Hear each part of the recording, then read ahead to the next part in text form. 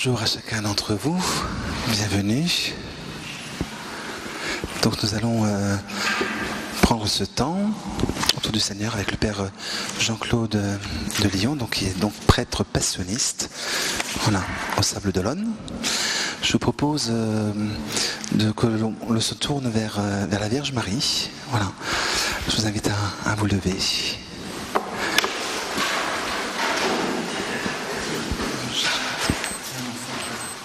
Il y a des enfants qui sont là. Il y a des enfants qui sont là. Oui. Alors pour les enfants, on va vous accueillir aussi. Catherine va venir. Voilà.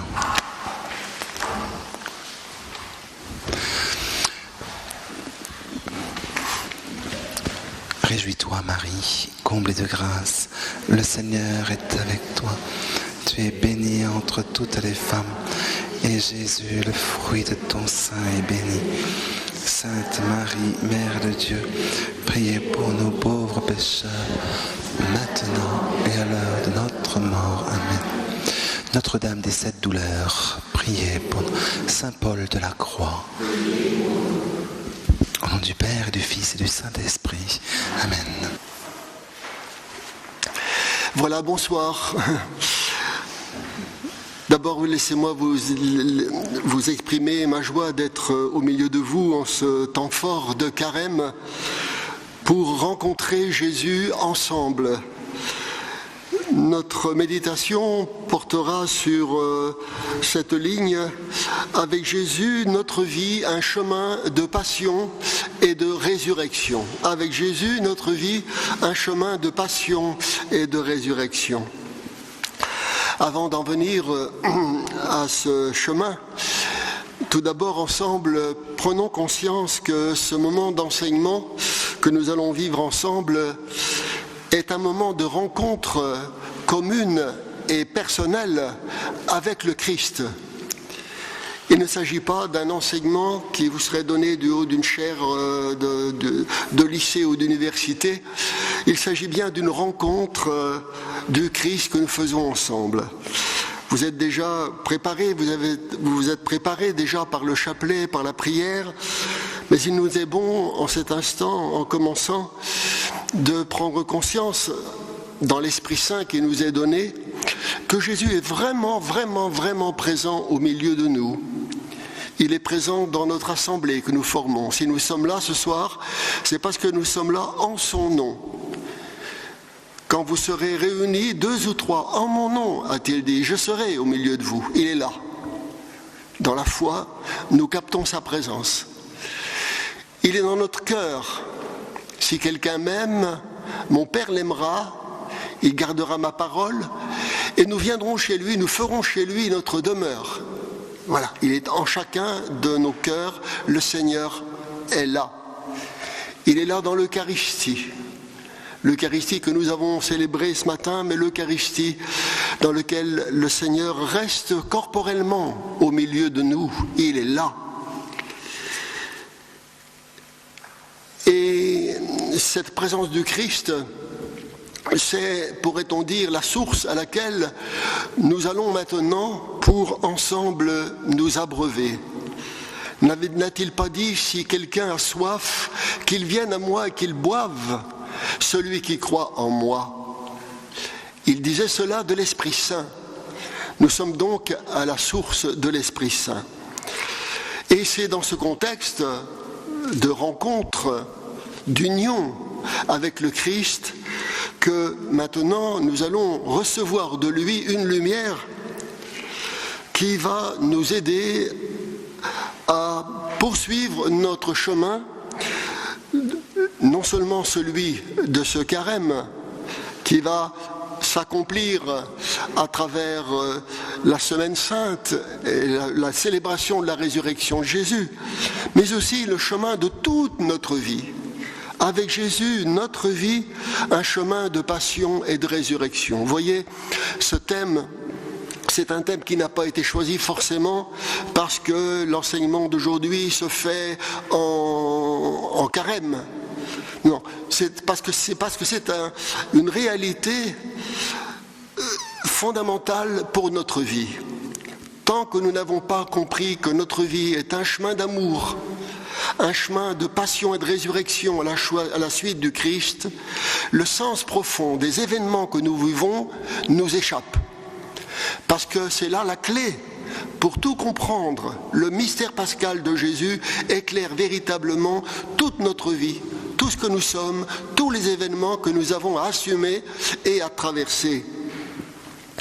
Peut-être pour asseoir notre méditation, pouvons-nous recevoir en cet instant ce que dit saint Paul dans l'épître aux Éphésiens, au chapitre 5, verset 1.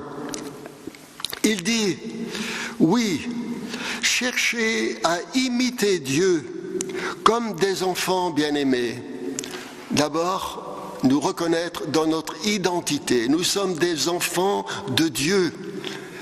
Et nous faisons en cet instant, en quelque sorte, mémoire de notre baptême. Nous sommes enfants de Dieu, et puisque nous sommes enfants de Dieu, nous devons l'imiter.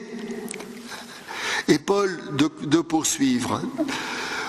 Donc, cherchez à imiter Dieu comme des enfants bien-aimés et suivez la voie de l'amour, le chemin de l'amour. Suivez le chemin de l'amour à l'exemple du Christ qui vous a aimés et s'est livré pour nous, s'offrant à Dieu en sacrifice d'agréable odeur. Eh bien, voyez, je crois que saint Paul, dans ce verset du chapitre 5 des Éphésiens au chapitre verset 1, résume en quelque sorte le noyau central à partir duquel tout rayonne dans notre vie. Nous devons chercher à imiter Dieu parce que nous sommes ses enfants. Nous devons suivre le Christ parce que nous sommes appelés par lui. Viens, suis-moi. Donc notre vie, c'est pas n'importe quoi, c'est une suite du Christ. Mais cette suite du Christ signifie qu'on le regarde, qu'on le contemple, afin de pouvoir vraiment marcher sur ses pas. C'est pourquoi saint Paul dit, eh bien, suivez la voie de l'amour, à l'exemple de Jésus qui nous a aimés et s'est livré pour nous. Finalement, notre chemin dans cette vie est un chemin d'amour à la suite de Jésus. Et nous voyons bien déjà, en commençant, qu'il s'agit d'un chemin de passion et de résurrection.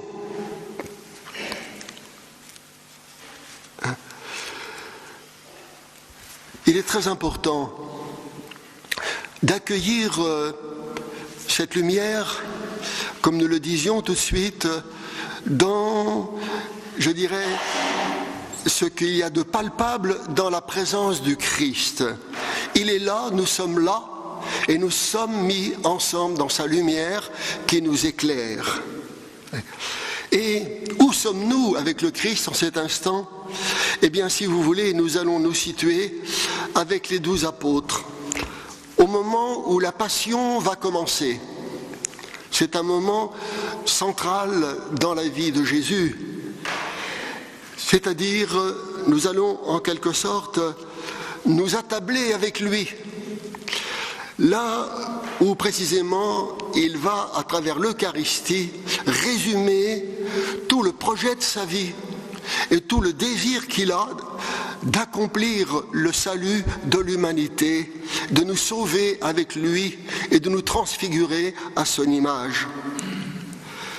Saint Luc, prenons-le, au chapitre 22, verset 14, dit ceci. Quand ce fut l'heure, Jésus se mit à table et les apôtres avec lui. Et il leur dit, j'ai tellement désiré manger cette Pâque avec vous avant de souffrir. Car je vous le déclare, jamais plus je la mangerai jusqu'à ce qu'elle soit accomplie dans le royaume de Dieu. Il reçut alors une coupe, et après avoir rendu grâce, il dit, prenez-la, partagez-la entre vous. Car je vous le déclare, je ne boirai plus désormais du fruit de la vigne jusqu'à ce que vienne le règne de Dieu. Puis il prit du pain, et après avoir rendu grâce, il le rompit et le leur donna en disant, ceci est mon corps, donné pour vous, faites ceci en mémoire de moi. Et pour la coupe, il fit de même après le repas en disant « Cette coupe est la nouvelle alliance en mon sang versé pour vous. » Eh bien, voyez-vous, en évoquant ce que saint Luc vient de nous dire, nous ne sommes pas reportés 2000 ans en arrière. Nous sommes vraiment, vous et moi, en cet instant, assis à la table du Cénacle où Jésus a rassemblé ses disciples. Car, comme aimait le dire le cardinal Journet autrefois, l'Église, c'est l'Évangile qui continue. L'Église, c'est l'Évangile qui continue. Ainsi, lorsque nous méditons l'Évangile comme ce soir, il ne s'agit pas simplement d'un retour en arrière. Il s'agit d'une réalité vivante, une réalité que je vis ici et maintenant. Que le Seigneur éveille la foi de notre baptême pour pouvoir le rencontrer en vérité ici et maintenant. Alors, puisque nous sommes à table avec le Seigneur, pour avec lui inaugurer le chemin de sa passion et de sa résurrection, l'heure est venue, a-t-il dit. Eh bien, lisons maintenant l'introduction que saint Jean, au chapitre 13, verset 1, fait de la passion de Jésus, du récit de la passion. Avant la fête de la Pâque, Jésus, sachant que son heure était venue, l'heure de passer de ce monde à son Père. Voyez, il s'agit là bien d'un chemin, un passage. Pâques veut dire passage. Et le passage de Jésus consiste à passer de ce monde à son Père. Et cette réalité, il ne la vit pas simplement au moment où il s'assoit à cette table avec ses apôtres, mais c'est tout dans le cœur de Jésus, c'est le seul élan, on pourrait-on dire, qu'il a porté au fond de lui-même. Car dès le moment de sa conception, dans le sein de Marie, Jésus, au fond de lui-même, était brûlé du désir de revenir à son Père, de passer vers son Père, mais d'y revenir non pas seul. Il était venu pour nous rejoindre jusqu'au creux de nos misères, pour nous soulever avec lui et nous élever avec lui jusqu'au Père, en transfigurant l'humanité tout entière en son corps glorieux. Voilà le grand désir, vous voyez, qui soulève Jésus intérieurement au moment où il s'assoit avec ses apôtres autour de cette table. Donc Jésus, sachant que son heure était venue, l'heure de passer de ce monde à son Père, lui qui avait aimé les siens qui étaient dans le monde, il les aima jusqu'à l'extrême. La voie de l'amour sur laquelle nous cheminons, c'est un engrenage d'amour, un engrenage qui nous entraîne jusqu'à l'extrême, bien au-delà de nous-mêmes. Devant Jésus, il n'y avait pas, en quelque sorte, de mur. C'était l'éternité qui était ouverte, non seulement à lui, mais à l'humanité tout entière qui le suivait. Ce jusqu'à l'extrême, nous devons le retenir. Et au cours du repas, eh bien, le Seigneur, à ce moment-là, a accompli l'Eucharistie et auparavant, comme le souligne saint Jean, ce beau geste d'humilité et de vérité que nous appelons le lavement des pieds. Alors, en cet instant, je vous invite avec moi à regarder Jésus qui est là, non pas dans un souvenir lointain, mais qui est là, le regarder avec les yeux de la foi.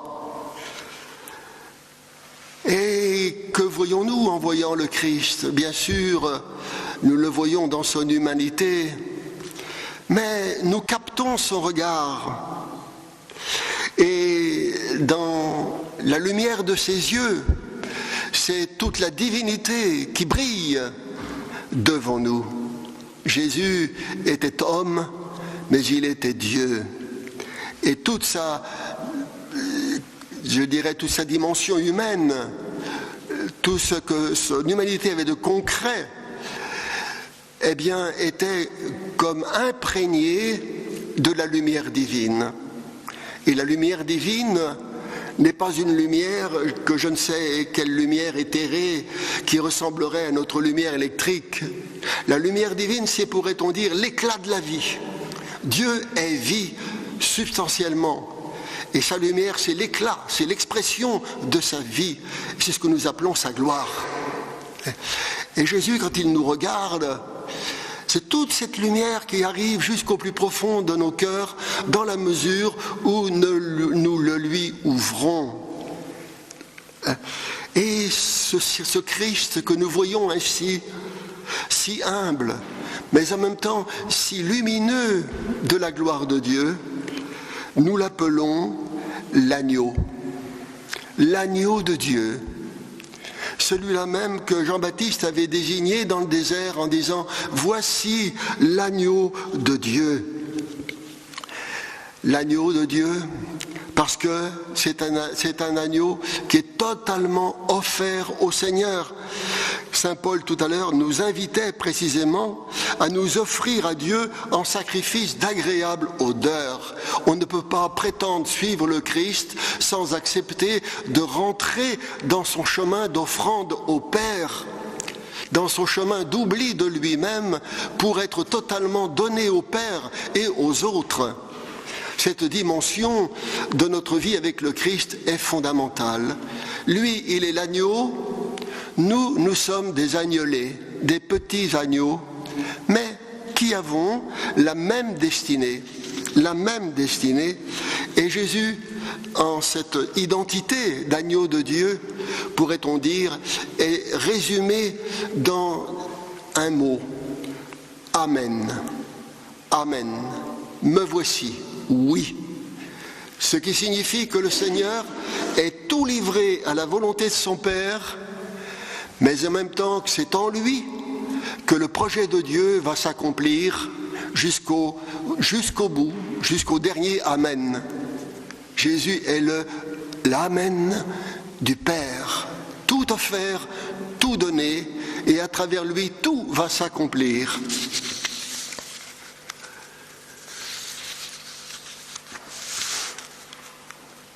Il est donc là. Il a rassemblé ses apôtres autour de lui et en lui brûle un feu, le feu de l'Esprit Saint. Il dit, je suis venu apporter un feu sur la terre, comme je voudrais qu'il soit allumé. Et c'est maintenant que ce feu va en quelque sorte être allumé.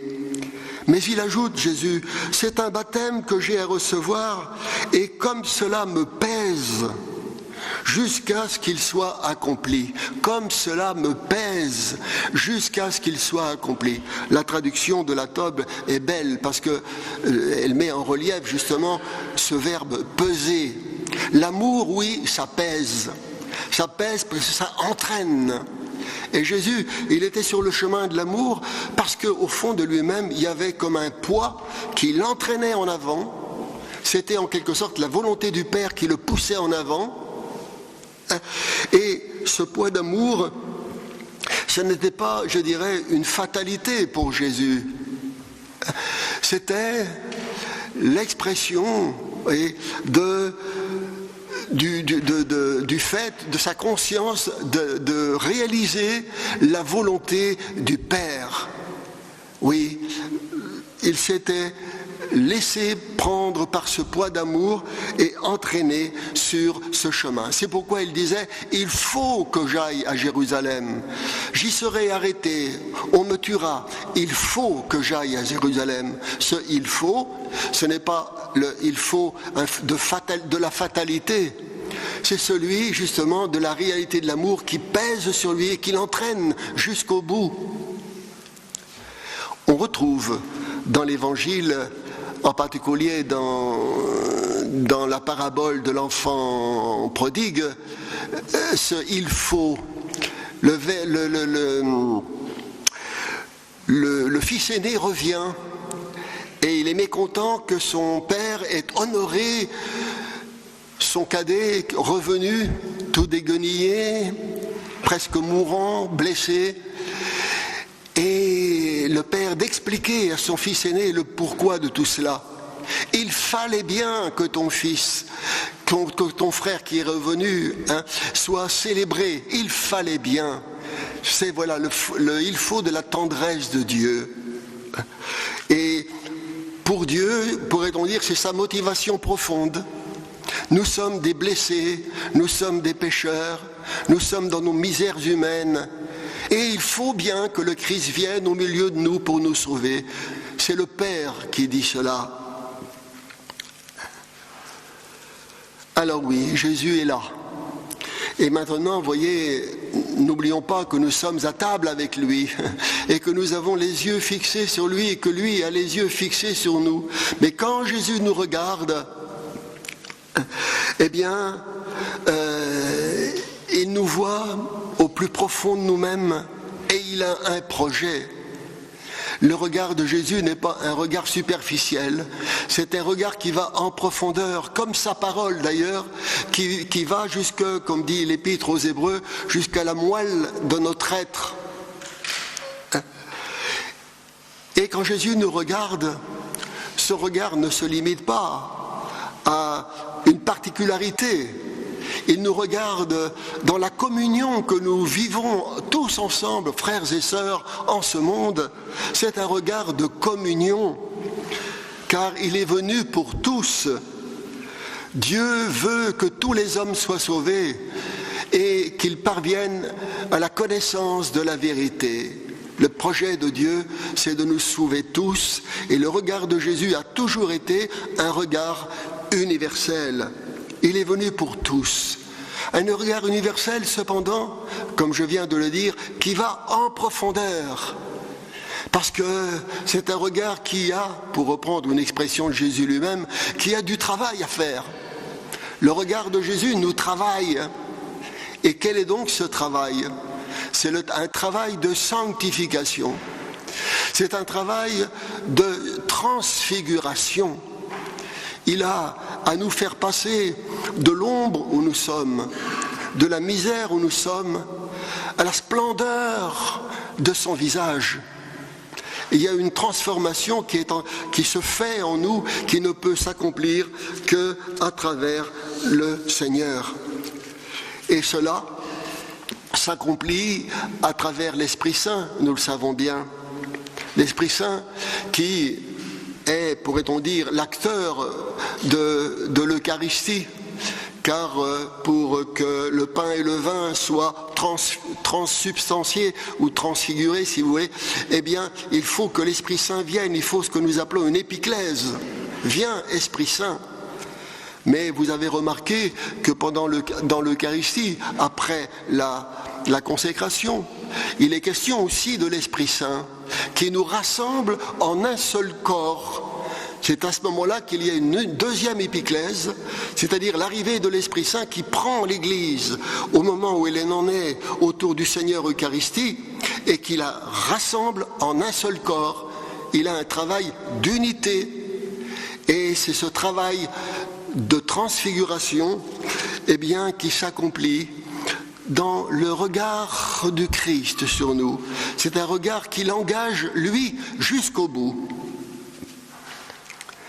Voilà, c'est le premier temps de notre méditation. Maintenant, si vous voulez, nous allons regarder les 12 qui sont là. Jésus n'est pas seul à table. Et nous sommes assis avec lui. Il est dit, Jésus ayant aimé les siens qui étaient dans le monde, les aima jusqu'au bout. Ayant aimé les siens qui étaient dans le monde, il les aima jusqu'au bout. Les siens, ah oui, les 12 étaient vraiment les siens. Il les avait choisis, un par un, chacun avec son tempérament, son âge, son histoire, mais tellement aimés les uns et les autres. Il les avait choisis un par un pour qu'ensemble, en communion, ils soient avec lui. Et non pas simplement pour quelque temps, non pas simplement pour quelques années, mais pour toujours, éternellement. Jésus les a rassemblés. Et ce soir encore, ils sont là. Ils sont encore 12 ici, ce soir. Et ils sont vraiment son œuvre. Et devant son Père, vers lequel Jésus se tourne intérieurement, il est heureux de les lui présenter. Père, me voici avec les enfants que tu m'as donnés, comme dit l'Épître aux Hébreux. Et il a voulu les mettre dans le coup pour qu'eux-mêmes s'impliquent dans la Pâque qu'il va vivre. Et c'est pourquoi il leur avait dit, allez chez un tel, à la ville, et dites-lui, le maître désire manger la Pâque chez toi. Ils sont allés, ils ont préparé la salle, et en préparant la salle quelque part, ils ont préparé leur cœur. Et les voilà maintenant qui sont là, autour du Seigneur, sous le regard lumineux du Christ. Ce regard de ce moment-là, eh bien, je crois que les apôtres ne l'ont jamais oublié. Après la résurrection de Jésus, après son ascension, quand ils auront à vivre simplement dans la foi la présence de Jésus, ils se souviendront de ce regard sur eux. Un regard humain, bien sûr, plein de tendresse, mais un regard divin aussi. Un regard qui pénètre, un regard qui construit, un regard qui met sur un chemin d'espérance. Que voyaient donc les apôtres dans ce regard de Jésus ? Eh bien, d'abord, parce qu'ils avaient la foi, une foi bien sûr qui était en train de grandir, mais ils avaient la foi, et déjà ils reconnaissaient en Jésus leur Dieu. Thomas va dire quelque temps après la résurrection à Jésus, mon Seigneur et mon Dieu. Donc c'est dans ce regard, quelque part, ils saisissaient le regard de leur Créateur, celui qui est leur principe, celui à qui ils doivent de vivre, la source de la vie. C'est pas rien. Lorsque l'on capte Jésus, son regard, en voyant en lui le principe de toute notre vie et de toute la vie du monde et de l'univers. C'est un regard qui en même temps était imprégné non seulement de cette bonne crainte dont on parle quand on parle de l'esprit de crainte, c'est un regard qui était imprégné en même temps de tendresse, de ce que nous appelons la piété, le don de piété, c'est-à-dire cette crainte qui s'épanouit en tendresse, en piété, en envie de maintenir une relation intime avec le Seigneur. Il est le Créateur, il est le Sauveur, et c'est progressivement dans ce regard qu'il faudra maintenant se maintenir pour continuer le chemin qui deviendra un chemin de passion et de résurrection. Ils sont là, les 12, ce que Jésus appelait avec tendresse le petit troupeau. Ne crains pas, petit troupeau. Il représente, oui, l'unique petit troupeau du Seigneur, les petites brebis de Dieu qui sont là et dont il est le berger. Maintenant, élargissons un peu notre regard et regardons la prédication de Jésus, tout ce qui s'est passé en Galilée, en Samarie, en Judée. La prédication de Jésus n'a pas tellement bien réussi en fait. Les gens sont venus à lui le plus souvent pour chercher des signes. Comme il disait, ils ont cherché en lui un roi, une vedette, une star. Ils n'ont guère compris qu'il était l'envoyé du Père, le Fils du Père. Mais même si sa prédication a pu paraître un échec, les 12 sont là. Il y a là un petit noyau capable de devenir une grande chose. Et Jésus en est heureux. Il leur dit en Saint Luc, chapitre 22, verset 28, « Vous êtes, vous, ceux qui ont tenu bon avec moi dans mes épreuves. » Vous êtes ceux qui ont tenu bon avec moi dans mes épreuves. Donc, malgré tout, ils ont suivi Jésus.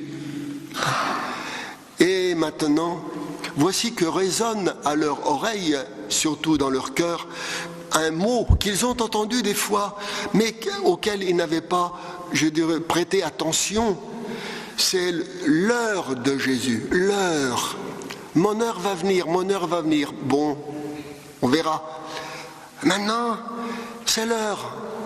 Elle est là.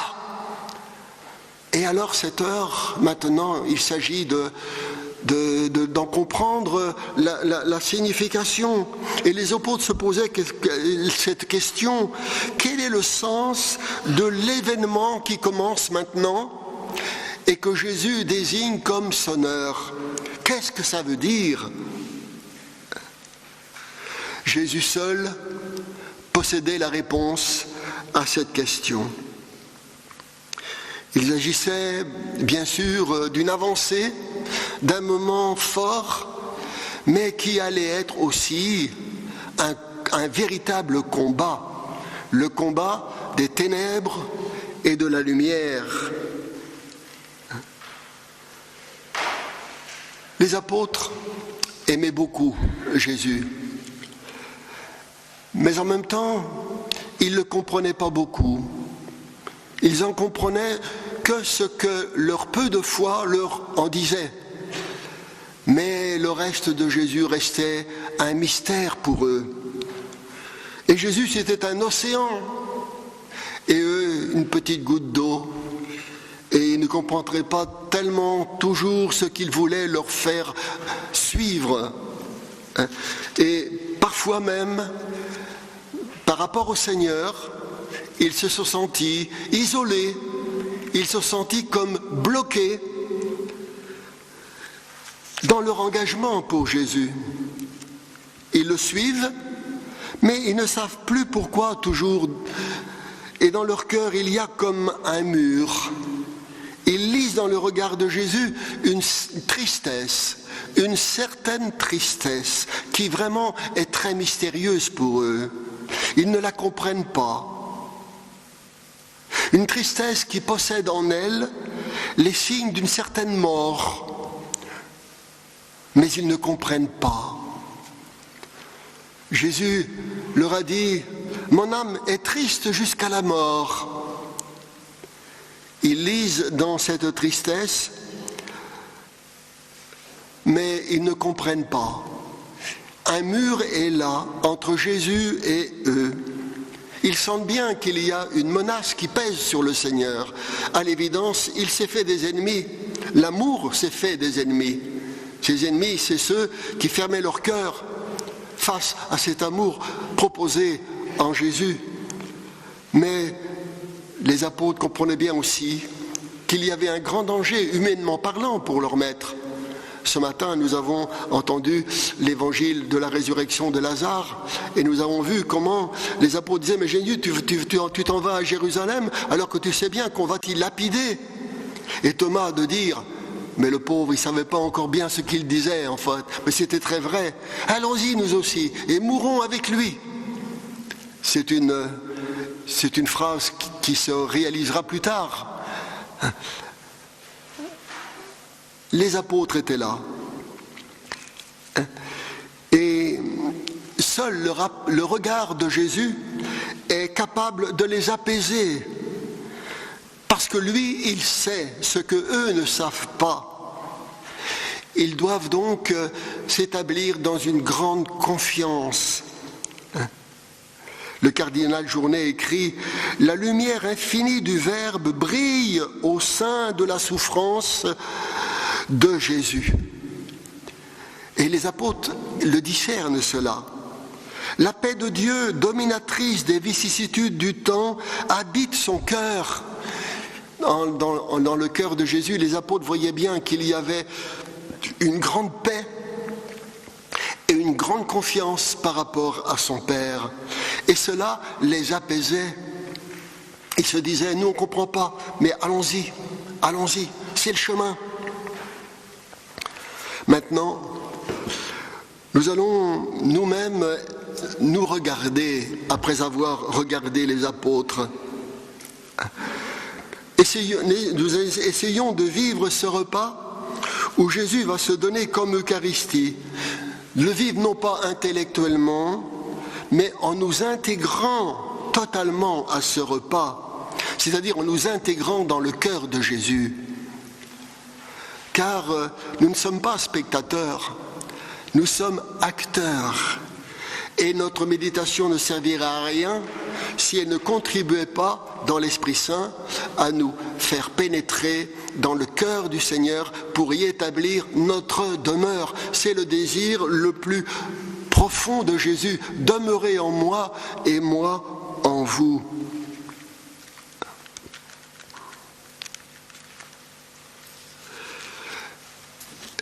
Alors là, Jésus est là, les apôtres sont là, nous sommes là. Et peut-être déjà avons-nous pris mieux conscience de ce qui sous-tendait l'élan qui était dans le cœur du Seigneur, tandis qu'il allait donner sa vie pour nous. Ce repas, il l'a voulu. Ce fut un repas de consolation. Il était tellement heureux de souffler un moment, de vivre dans un contexte d'amitié. La salle était bien ornée, il y avait des coussins, on avait mis des nappes et tout, et c'était bien. Et puis les apôtres étaient finalement heureux d'être un peu en protection, eux-mêmes protégés par Jésus. Tout était bien. Est-ce que c'est simplement pour cela que Jésus a voulu vivre ce repas ? Certainement pas. Bien sûr, Jésus n'a pas, boudé les bonheurs qui lui ont été présentés. Il n'a jamais boudé une joie. Mais, par exemple, ce repas, Jésus, sachant qu'il allait mourir, n'a pas été pour lui, comme pourrait-on dire, la dernière cigarette du condamné à mort. Un petit moment de bonheur avant de partir. Non, c'était bien plus profond que cela. Parce qu'il s'agissait d'un repas qui était le repas pascal. Le repas pascal, c'est-à-dire un repas où le Seigneur allait d'une manière explicite donner le sens de sa vie, de sa mort, le sens du projet du Père, le sens de son amour pour le Père, le sens de son amour pour nous. Nous sommes là vraiment au noyau, un noyau de feu, où tout se résume et à partir duquel tout s'éclaire. Jésus donc a voulu ce repas, nous le comprenons maintenant, peut-être un peu mieux, pourrait-on dire, ouvrir les vannes de l'amour. Ouvrir les vannes de l'amour, car l'amour pesait dans son cœur. C'était comme, un trop-plein qui avait besoin de partir, de s'exprimer. L'amour est fait pour se donner. Et ce repas, justement, va ouvrir les vannes de l'amour, c'est-à-dire le chemin de passion et de résurrection dans lequel Jésus va pouvoir s'exprimer, se donner jusqu'au bout. Jusqu'au bout, et non pas simplement pour quelques heures, pas simplement à ces hommes qui sont là, mais à l'humanité tout entière. Et donc là, en cet instant, il faut comprendre aussi que le Seigneur, en faisant l'Eucharistie, l'a réalisé pour demeurer corporellement présent parmi nous en chaque génération. Corporellement présent parmi nous en chaque génération.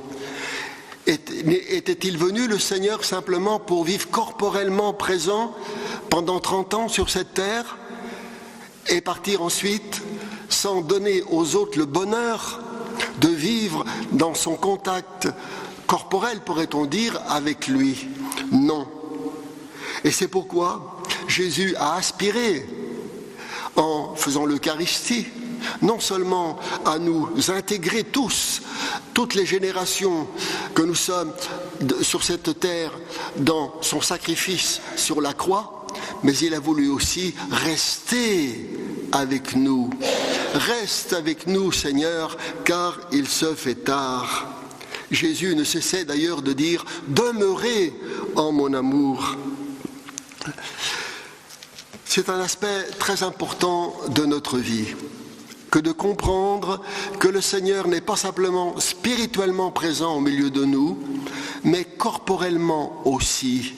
Et j'ai relevé ici un texte de jour de notre cher cardinal Journet, qui est mort maintenant, ça fait longtemps, mais qui est quand même un grand spirituel du XXe siècle, et qui était un grand théologien aussi, et qui dit ceci. Je voudrais vous partager sa réflexion. Présence corporelle du Christ dans l'Eucharistie. Importance du mot présence corporelle pour dissiper pas mal de confusion. Là où 2 ou 3 sont rassemblés en mon nom, je suis au milieu d'eux, dit Jésus. Nous sommes ici, dit le cardinal. Il n'y a pas de Saint-Sacrement dans cette pièce. Quand il parlait, il n'y avait pas de Saint-Sacrement, mais nous l'avons, nous, à côté de nous. Hein? Et nous parlons de Jésus. Il est au milieu de nous, mais il n'est pas corporellement présent. Il est corporellement présent dans le tabernacle. Il y a une différence, dit-il. Alors, là où 2 ou 3 sont rassemblés en mon nom, je suis au milieu d'eux. Cela, c'est la présence spirituelle du Christ, Verbe incarné, glorieux dans le ciel. C'est la présence spirituelle qui est au milieu de nous, puisque nous parlons de lui. Il est spirituellement présent avec le Père et l'Esprit Saint, la Trinité tout entière au milieu de nous. Quand il y a présence corporelle du Verbe au milieu de nous, c'est quelque chose qui est bouleversant, qui survient tout d'un coup. Là où est la présence corporelle de Jésus, la présence du Verbe au milieu de nous. Je prends quelques exemples, dit le cardinal, et il a pris par exemple l'exemple d'Emmaüs, quand il cheminait sur la route et qu'il parlait de Jésus. Les 2 disciples vivaient dans la présence spirituelle de Jésus. Mais quand Jésus les a rattrapés, pourrait-on dire, quand il aura emboîté le pas d'une manière très concrète, il y avait la présence corporelle de Jésus. Et cette présence corporelle de Jésus, c'est elle qui les rend brûlants. Ce n'était plus comme avant. Il y avait plus, car il y a dans la présence corporelle de Jésus, entre guillemets, une excellence. C'est le terme de Paul VI, qui n'est pas une excellence qui n'est pas dans les autres présences. Il y a une excellence dans la présence corporelle de Jésus. Et le cardinal de prendre ensuite l'exemple de la pêche miraculeuse. Vous vous rappelez, chapitre 21 de Saint Jean, je passe vite, ou l'exemple ce matin de l'évangile de ce matin de Lazare. Ce n'était pas pareil quand Jésus était quelque part en Galilée, alors que les autres vivaient le deuil de Lazare, et ce n'était pas pareil qu'au moment où Jésus a été là, corporellement, au pied du tombeau. Il y a eu une excellence, quelque chose en plus. C'est ce quelque chose qu'il nous faut retenir, parce que pour nous c'est un grand réconfort dans la foi pour avancer avec Jésus sur le chemin de l'amour, le chemin de la passion et de la résurrection. Maintenant, revenons un moment à la table et comprenons combien Jésus aspirait à créer ce type de présence unique. Il voulait que chacun le rencontre corporellement, en quelque sorte, et que ne soit pas simplement le privilège de quelques-uns. C'est pourquoi c'est tellement je dirais, émouvant, en particulier quand il y a de grandes assemblées à Lourdes ou ailleurs, et qu'on voit le corps de Jésus distribué à des milliers de personnes. C'est vraiment l'expression du cœur de Jésus qui se manifeste à plein. Il veut qu'on le rencontre corporellement, tous ensemble et chacun d'entre nous. Et comme nous l'avons dit, eh bien, les apôtres, eux, ils avançaient sur ce chemin. Ils avaient déjà rencontré Jésus corporellement tant de fois. Ils avaient vécu avec lui, mangé avec lui. Ils avaient vu que Jésus avait fait tant de choses merveilleuses. Ils étaient là, ils le suivaient. Il y avait un contact très évident. Mais il y avait une soif aussi qui se créait en eux au fur et à mesure qu'ils avançaient. Plus ils connaissaient Jésus, plus ils voulaient le connaître. Et non pas simplement, je dirais, dans l'écorce des événements qu'ils vivaient avec lui. Ils voulaient le connaître de plus en plus dans les profondeurs de son cœur. Ils voulaient avancer non pas simplement avec Jésus, mais en Jésus. Il y a aussi tout un itinéraire de la foi à accomplir dans le Seigneur. Le connaître de plus en plus. Que le Seigneur, en cet instant, nous donne soif de le connaître.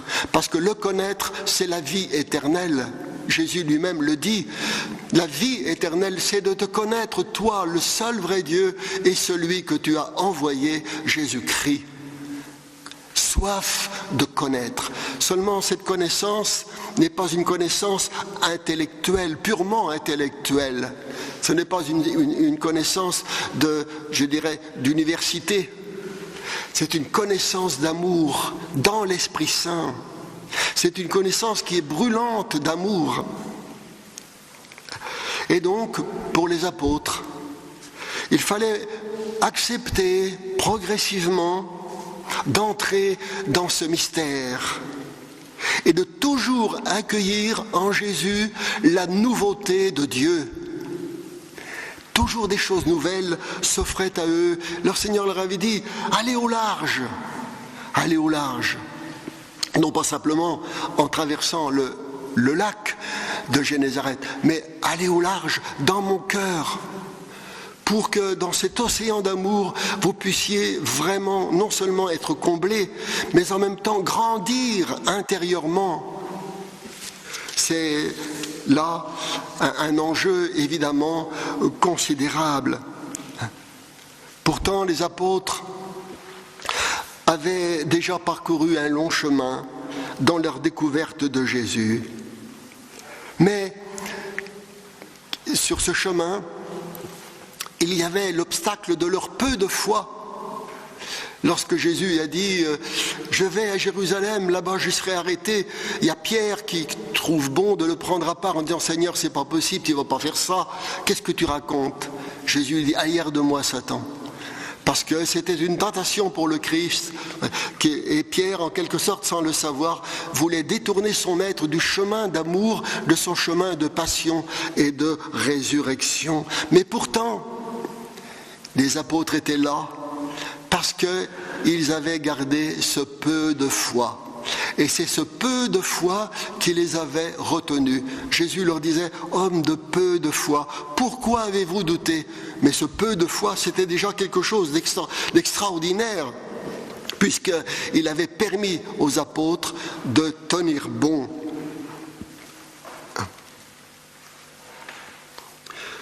Rappelons-nous, par exemple, ce qui s'est passé, Saint Jean le raconte dans le chapitre 6 de son évangile, lorsque le Seigneur Jésus a annoncé l'Eucharistie. Il est dit qu'après ce long discours sur l'Eucharistie, où Jésus a dit « Je suis le pain de vie, celui qui mange ma chair et boit mon sang aura la vie », etc. Et tout doucement, les disciples s'en allaient les uns après les autres. Parce que, comme il disait, ce discours est trop dur pour nous.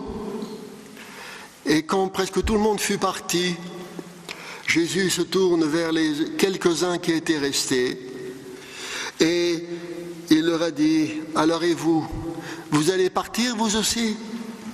Seigneur, à qui irions-nous? Tu es les paroles de la vie éternelle. Voyez, ce peu de foi a été quand même une merveille. Alors, qu'est-ce qu'il en est quand la foi est grande? Quand la foi est grande. Et c'est là peut-être qu'il faut maintenant regarder les apôtres au bout de leur propre vie. Pierre, crucifié sur la colline du Vatican, plus tard. André, quelque part en Orient, crucifié aussi. Jacques et tous les autres, martyrisés. Ils ont été jusqu'au bout de l'amour, parce que leur foi a grandi, et parce que fidèlement, dans la foi, ils ont suivi les pas de Jésus. Leur chemin est devenu le chemin de Jésus. Et en quelque sorte, ce chemin, il se confondait avec Jésus lui-même. Suivre le chemin, c'est suivre Jésus. Je suis le chemin, la vérité, la vie. Voyez donc comme il est important pour nous, et nous le comprenons peut-être mieux maintenant, de nous laisser par l'Esprit Saint intégrer totalement au désir qui sous-tendait l'élan intérieur du Christ Jésus quand il s'en allait vers sa passion et au-delà vers sa résurrection. Il n'y a dans cet espace que de l'amour, que de la miséricorde.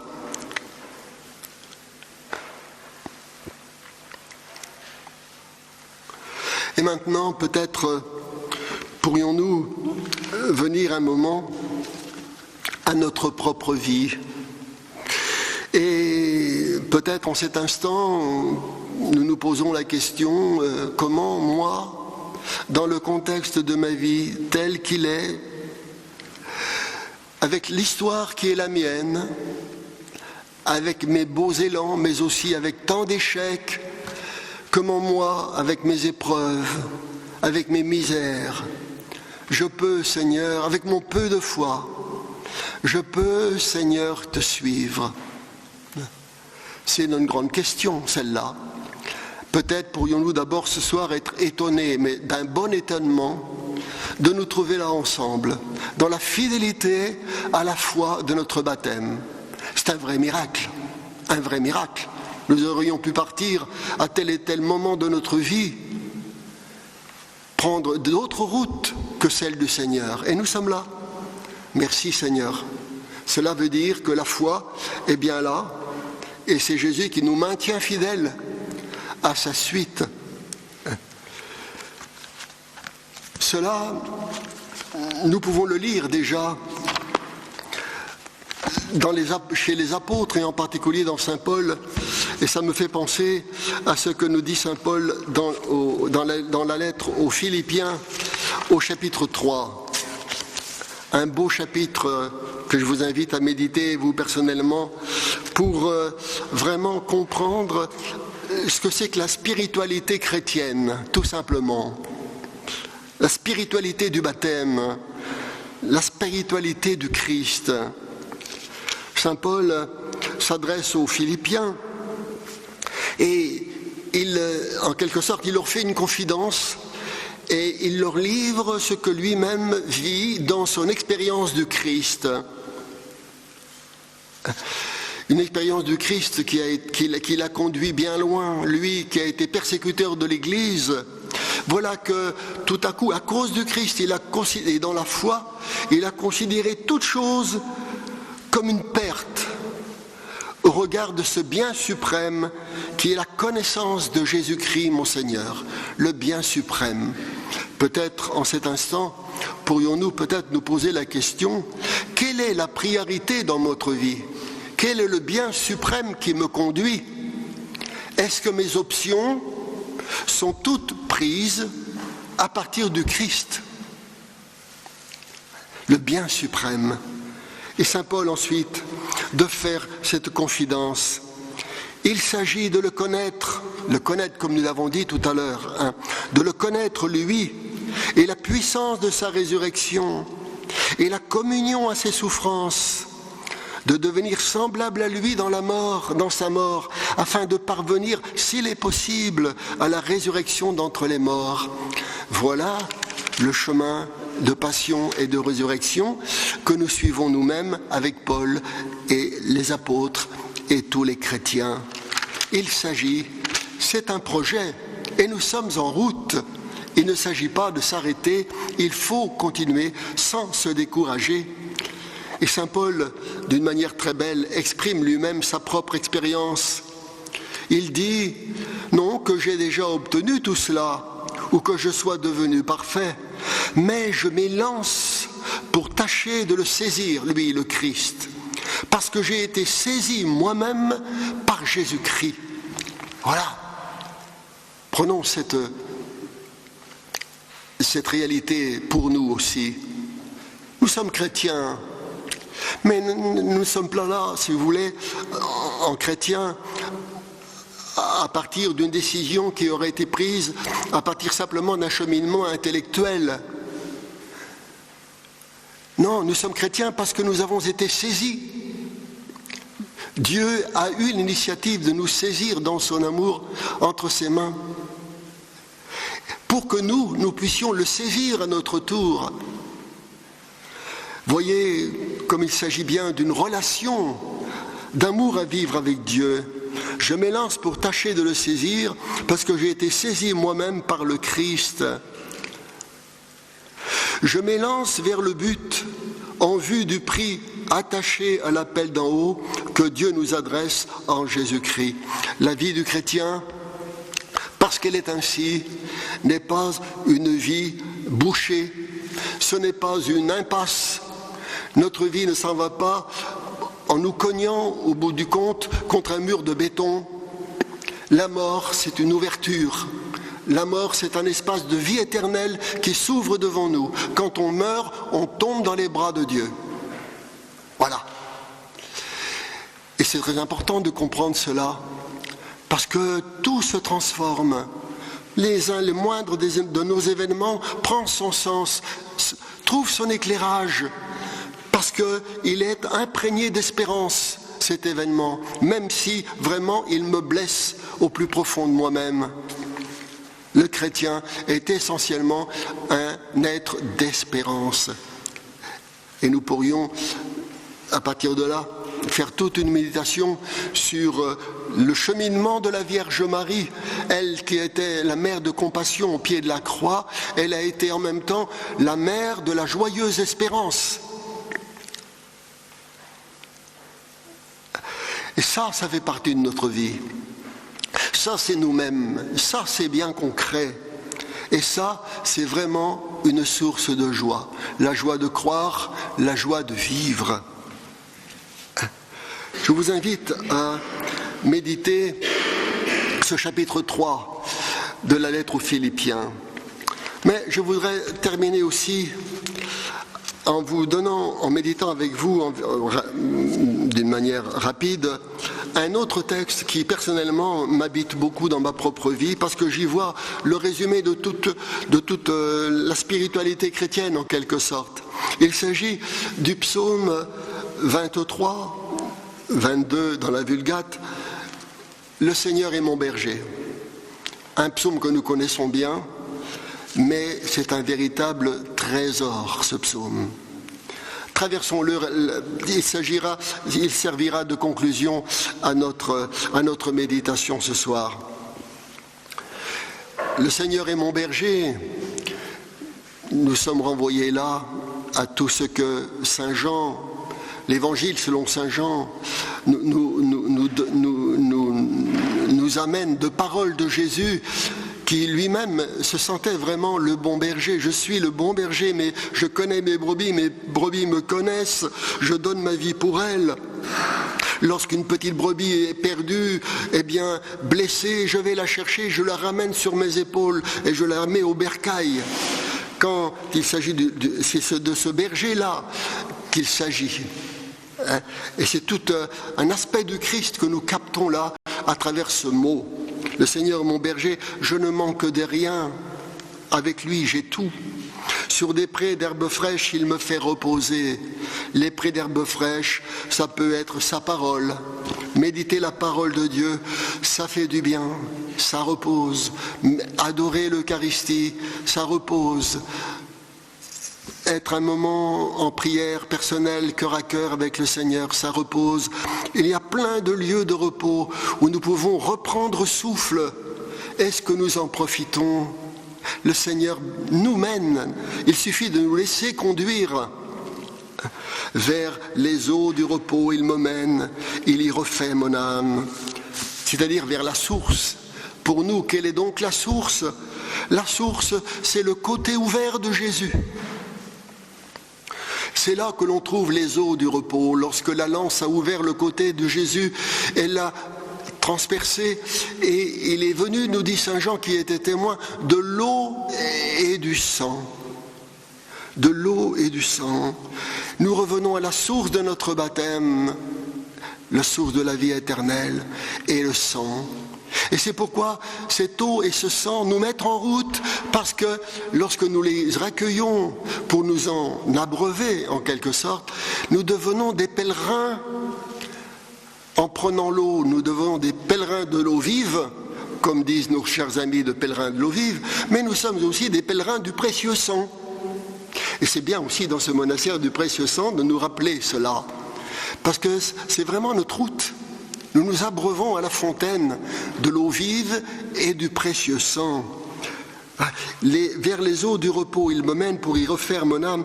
Il me guide au sentier de justice à cause de mon nom. Personnellement, je préfère, il me guide par le juste chemin. Il me guide par le juste chemin pour l'honneur de son nom. Le juste chemin. Lorsque nous sommes dans l'épreuve, lorsque nous broyons du noir, lorsque les événements nous font mal, se dire, je comprends rien, mais Seigneur, je sais que c'est mon juste chemin, parce que tu veux que je le traverse, c'est pour mon bien. Je sais en te suivant que je ne me trompe pas. C'est merveilleux de comprendre cela dans la foi. Parce qu'à ce moment-là, vraiment, l'espérance est en nous. On n'est pas enfermé dans notre souffrance. On est ouvert. Parce que Jésus veut que nous soyons des êtres ouverts. C'était un être au cœur ouvert. Il veut que nous sommes non pas des gens repliés, mais des gens au cœur ouvert. Devant moi, passerai-je un ravin de ténèbres, je ne crains aucun mal, car tu es près de moi. Cette présence de Jésus dont on a parlé tout à l'heure. Ton bâton, ta houlette sont là qui me consolent. Ton bâton, c'est-à-dire ta croix, elle est là qui me console. Ta houlette, j'ai trouvé une traduction meilleure. Ton soutien. Et je me suis dit, quel est le soutien du Seigneur ? Quel peut être son soutien ? Et l'image m'est venue de la petite brebis qu'il portait sur ses épaules. Notre soutien, c'est les épaules de Jésus. Sa croix, ses épaules. Alors à partir de là, eh bien, on est consolé. Parce que notre vie est vraiment une vie d'espérance. Devant moi, tu apprêtes une table face à mes adversaires. C'est toute la beauté de l'Eucharistie. D'une onction, tu me parfumes la tête. C'est l'Esprit Saint qui coule en nous. Voilà, comme l'huile sur la barbe d'Aaron. Voilà, l'Esprit Saint qui nous fait vivre. Ma coupe déborde parce que le Seigneur déverse en nous en abondance son amour qui coule bien au-delà de nous-mêmes. Parce que ce que le Seigneur nous donne d'amour, c'est aussi pour les autres. Si quelqu'un m'aime, dit Jésus, qu'il vienne à moi et qu'il boive, et des fleuves couleront de son sein. On est dans la surabondance. Oui, grâce et bonheur m'accompagnent tous les jours de ma vie. Et un jour, je me suis demandé, mais grâce et bonheur, c'est quoi ? Et j'ai compris, eh bien, c'est Marie et Joseph. Grâce, Marie est la comblée de grâce. Elle est ma mère. Jésus me l'a donnée au pied de la croix. Elle m'accompagne. Et bonheur, j'ai dit, mais qui c'est le bonheur? Ça ne peut être que Joseph. Joseph, c'est celui dont l'Église, dont l'Évangile dit qu'il est le juste. Celui qui est juste, c'est lui qui est totalement ajusté à Dieu, qui laisse Dieu le rejoindre dans sa misère. Dieu s'ajuste à notre propre misère pour que nous nous ajustions à sa gloire. Quand on est totalement ajusté à Dieu, on est dans la joie, on est bonheur. Joseph était bonheur. Grâce et bonheur m'accompagnent tous les jours de ma vie. J'ai donc près de moi et Marie et Joseph. C'est comme ça que je vois les choses. Et c'est une grande consolation que de comprendre cela, parce que c'est une réalité très concrète. Grâce et bonheur m'accompagnent tous les jours de ma vie. Ma demeure est la maison du Seigneur en la longueur des jours. Voilà, le cœur de Jésus est ma demeure. L'Eucharistie est ma demeure. Et quel bonheur, justement, tous les jours d'avoir une demeure, de ne pas être errant comme une petite brebis perdue dans la montagne, mais d'avoir une demeure, le bercail, le Seigneur, le Saint des Saints qui est là et dans lequel je me repose pour vivre. Voilà. Et voilà. Maintenant, peut-être en terminant, pourrions-nous nous redire le but de notre méditation. C'était, avec Jésus, ma vie, un chemin de passion et de résurrection. Et voilà maintenant que nous allons pouvoir aborder la Semaine Sainte qui va commencer bientôt. Et peut-être qu'à partir de cette... appelons ça un enseignement, peut-être pourrons-nous mieux comprendre la grâce qui nous est faite d'être chrétien. Ce n'est pas une identité que l'on porte comme cela. Être chrétien, c'est vraiment être saisi par Dieu et avoir la possibilité de saisir Dieu à travers Jésus, présent au milieu de nous, qui est le chemin, la vérité et la vie. Amen. Il est là, il est là, il est là, celui qui nous aime tant. Il est là, il est là, il est là, celui qui nous aime tant. Pourquoi ne l'aimerions-nous pas? Pourquoi ne l'aimerions-nous pas? Pourquoi ne l'aimerions-nous pas? Pourquoi ne l'aimerions-nous pas? Merci Père pour ce chemin que vous nous avez montré durant ce temps de carême qui nous mène vers un chemin de résurrection. Alors, on va prendre un petit temps de partage, de questions. Si vous avez des questions au Père à poser sur ce chemin de passion et résurrection, voilà. Ou peut-être des éclaircissements, ou voilà. En toute simplicité, si on peut. Il suffit juste de lever la main et puis je vous donne le micro. Je vois un petit truc là.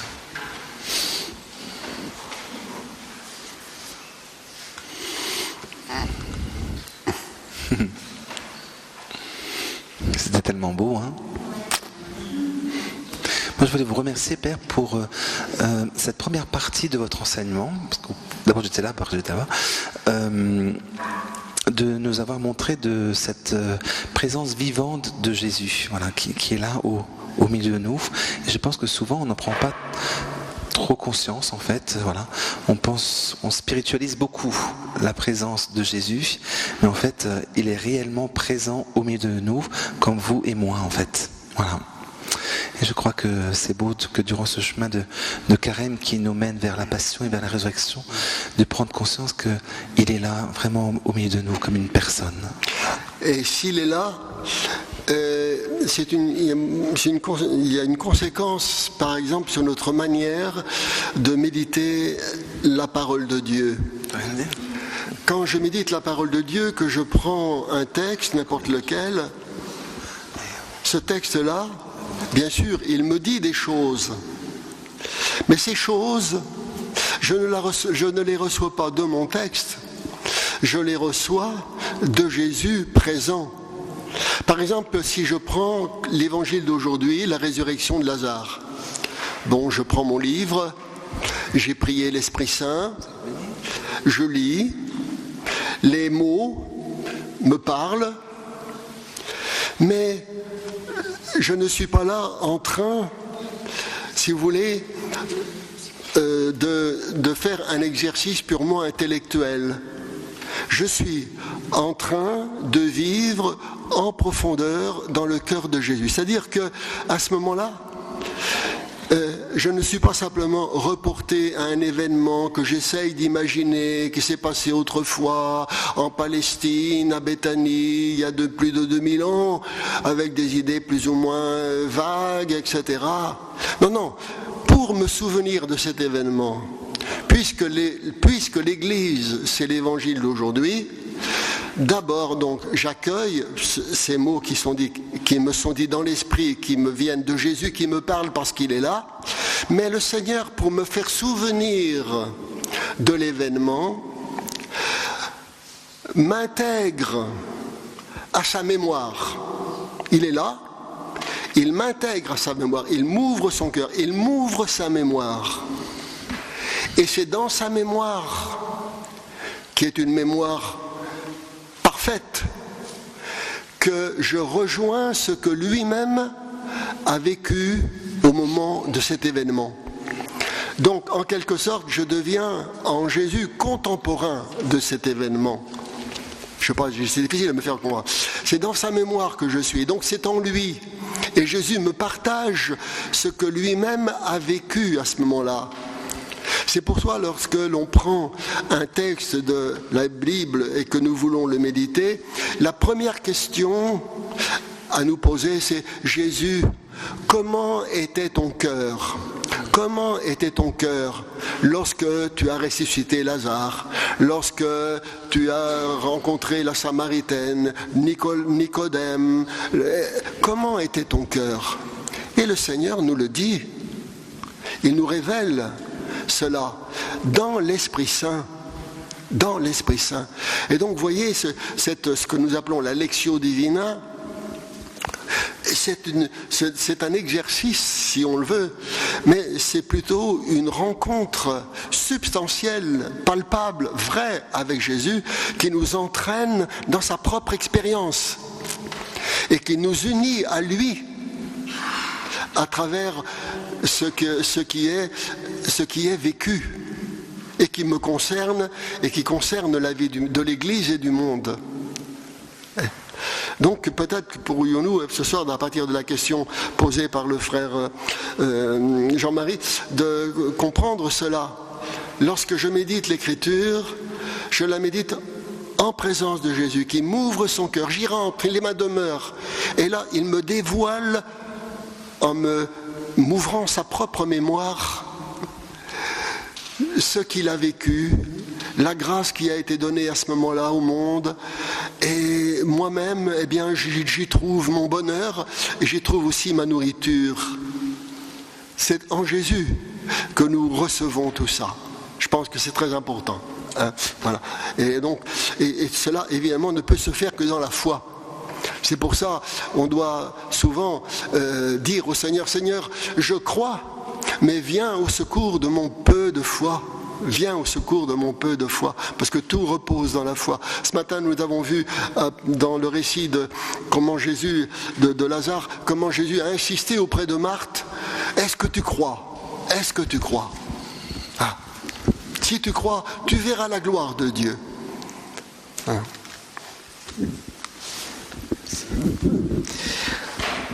Vous avez parlé de la présence corporelle de Jésus en chacun de nous.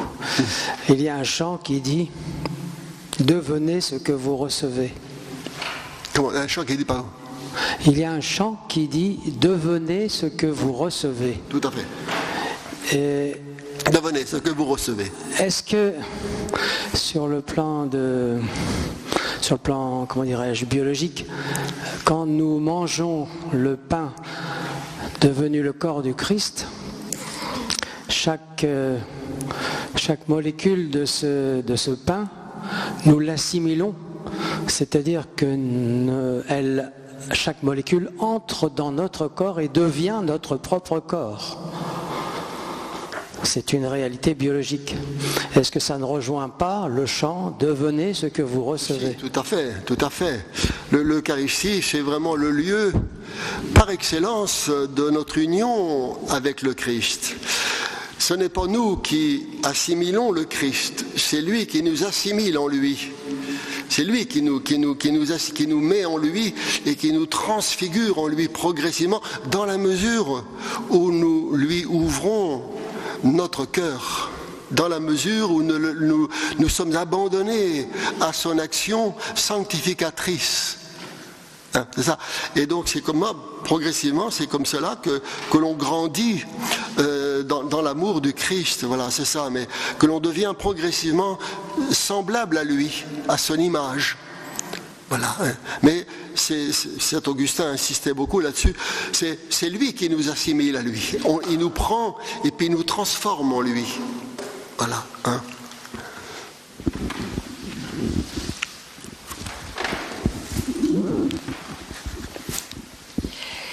Quand nous adorons le Seigneur dans son Eucharistie, quand nous adorons, oui.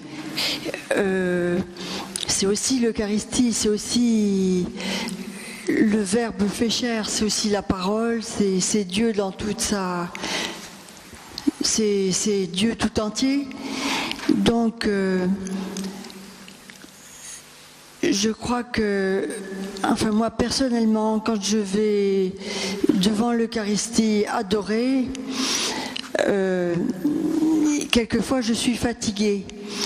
Et il n'y a pas de contact qui se fait, mais je persiste et je me dis que c'est presque une grâce d'être fatigué, parce qu'au moins on ne l'ennuie pas avec nos paroles. Et il se fait qu'on reçoit tout de lui, puisque c'est sa présence qui est là. Donc il faut se laisser ensoleiller, quoi. Il faut se laisser rayonner de lui. Et même quand on dort, visiblement, enfin on ne dort pas, il vaut mieux aller se coucher, mais je veux dire, quand on est fatigué, il faut quand même persister, parce que c'est lui qui nous refait, c'est pas nous, par nos pauvres prières, nos pauvres paroles. Roselyne, je m'excuse, mais je comprends mal parce que oui. C'est vrai que je suis moitié sourd, alors, et puis en plus ça résonne. Oui, parle-moi sans micro, je comprendrai mieux. Sans micro. Oui, vas-y, fort, sans micro. Donc, excuse-moi. Hein. Quand on est fatigué. Voilà. Je comprends bien là. Eh bien. Oui. Il faut quand même persister, parce qu'au moins on ne l'ennuie pas avec nos paroles. Parce que si on n'est pas fatigué, bon, on peut le recevoir aussi, bien sûr, mais on n'est pas plein de nous-mêmes, quoi. Et là, au moins, c'est lui qui rayonne sur nous. Et c'est cette fidélité dans l'adoration qui fait que... D'accord. Il devient de plus en plus sa personne en nous, quoi. Voilà. Absolument. Tu sais, l'adoration eucharistique, c'est une question de foi. Et le Seigneur n'a pas besoin de beaucoup de paroles de notre part. Il veut que l'on soit croyant près de lui, avec notre cœur ouvert, capable d'accueillir sa présence de lumière. C'est une présence qui, comme nous venons de le dire, sanctifie, c'est-à-dire nous transfigure intérieurement. C'est une présence aussi qui guérit. Il y a une manière de guérir que l'on appelle l'héliothérapie. Elle consiste à se mettre au soleil et les rayons du soleil guérissent l'héliothérapie. Eh bien, le sacrement de l'Eucharistie, quand nous adorons le Seigneur, on se met au soleil. Et là, les rayons du soleil viennent nous rejoindre et sont bien plus efficaces que celles du soleil, qui est déjà extraordinaire, parce qu'il s'agit de la lumière de Dieu lui-même qui vient, qui pénètre toutes les fibres de notre être et qui guérit. Être là, se laisser guérir par le Seigneur, c'est une grande chose. Et en particulier, cela se fait le plus souvent dans le silence. Je crois, Seigneur, je crois. Voilà, mon Seigneur est mon Dieu. Et ça suffit. Mais le principal, c'est d'être vrai. Voilà. Si j'ai envie de parler, je parle. Mais si j'ai envie de faire ce silence, privilégions le silence d'amour. Voilà, hein, qui est plus efficace en quelque sorte. Je ne sais pas si je réponds à ta question, Rosine. Voilà. Je voudrais dire que depuis que je viens... Il faudrait parler sans micro. Oui, comme ça. Merci. Depuis que je viens à l'adoration, j'ai une prière dans mon cœur où le Seigneur me dit « Regardez-moi, contemplez-moi, faites-vous tout petit, je vous aime, je vous transformerai. C'est par votre transformation que vos frères seront guéris. » Alors c'est un peu ce que... Tout à fait. D'ailleurs, il y a un chant qui dit « Laissez-vous regarder par le Christ ». Et ce n'est pas si facile que ça de se laisser regarder par le Christ. Parce que le regard du Christ met en relief toutes nos misères. Et il y en a.